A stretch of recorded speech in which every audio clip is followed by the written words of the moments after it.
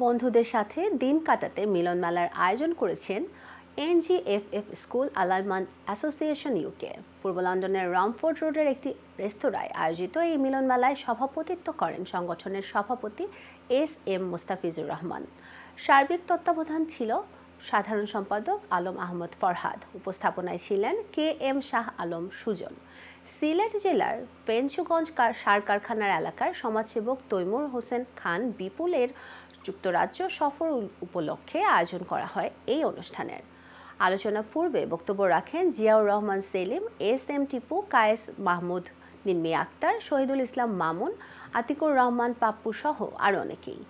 পরে নৈশভোজে অংশ নেন অতিথিরা।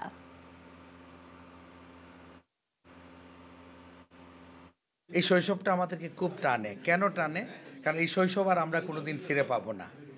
আমরা শত চেষ্টা করে, ওই যে আমার বোনরা আসছে, শত চেষ্টা করে আমরা আমাদের শৈশবটাকে ফিরে পাবো না।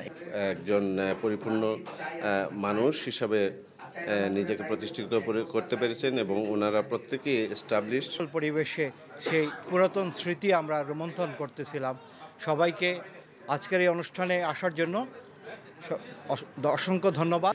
আমরা ফেঞ্চিগঞ্জ বিআইডিসি এনজিএফএফ স্কুলের পক্ষ থেকে ওনাকে বেসিক্যালি সংবর্ধনা দেওয়ার জন্য আমরা সবাই এখানে দীর্ঘদিন পর একত্রিত হয়েছি। সবাইকে ধন্যবাদ আসার জন্য এবং যারা কষ্ট করে আসছেন, এবং নেক্সট কোনো ইনশাল্লাহ প্রোগ্রামে আবার দেখা হবে।